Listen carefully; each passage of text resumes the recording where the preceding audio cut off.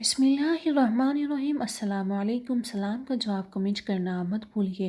امید کرتے ہیں کہ آپ سب خیر و عافیت سے ہوں گے۔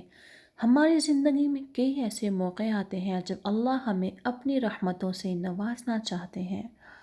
انہی موقعوں میں سے ایک موقع جمعرات کا دن ہے۔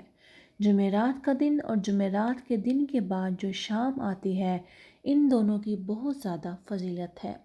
کچھ اعمال ہمیں جمعرات کے دن لازمی کرنے چاہیے۔ یہ اعمال ہمیں اللہ کے قریب لے جائیں گے، اس کی رحمتیں عطا ہوں گی، ہماری حاجات اور ضروریات ان اعمال کی وجہ سے پوری ہوں گی۔ جمعرات کے دن سورہ یاسین کی تلاوت ضرور کریں۔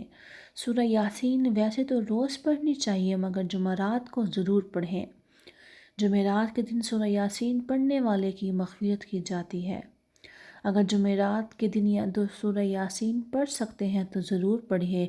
بہتر تو یہی ہے کہ جمعرات کے دن کے بعد جو شام آتی ہے یعنی شب جمعہ، جمعہ کے دن سے پہلے سورہ یاسین ضرور پڑھیے۔ جو انسان اس رات نیکی کرتا ہے اس کا اجر بہت زیادہ ملتا ہے۔ جمعرات کے دن سورہ یاسین اور اس کے ساتھ درود پاک پڑھنے کا اہتمام ضرور کیجیے۔ ہر جمعرات کے دن اللہ تعالیٰ جنت کے دروازے کھولتے ہیں، اور یہ کیوں کھولتے ہیں؟ یہ دروازے اس لیے کھولے جاتے ہیں تاکہ لوگوں کی بخشش کی جائے۔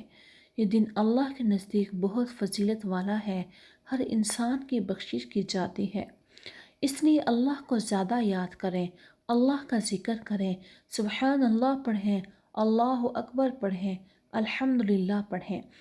حدیث مبارکہ میں ہے، جمعرات اور سوموار کے دن جنت کے دروازے کھولے جاتے ہیں۔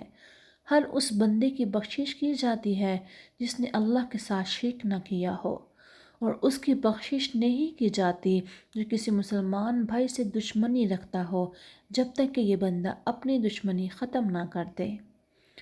جو انسان جمعرات کی رات درود پاک پڑھتا ہے، اللہ تعالیٰ اس کی 100 حاجات قبول کرتے ہیں۔ انسان کی 30 حاجات دنیا میں اور 70 آخرت میں۔ دنیا کی ضروریات کیا ہیں؟ جیسے رزق کا معاملہ، گھر میں برکت، لڑائی جھگڑے اور بیماریاں، درود پاک کی برکت سے سب ختم ہو جاتی ہیں۔ اور آخرت کی ضروریات کیا ہیں؟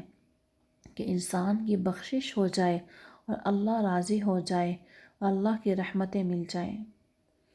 آپ صلی اللہ علیہ وسلم کے ایک ارشاد کا مفہوم ہے کہ قیامت کے دن یعنی محشر میں میرے سب سے قریب وہ ہوگا جو مجھ پر درود پاک پڑھتا ہو، اور قیامت کے دن میں اس انسان کی شفاعت کروں گا جس نے مجھ پر درود پاک پڑھا۔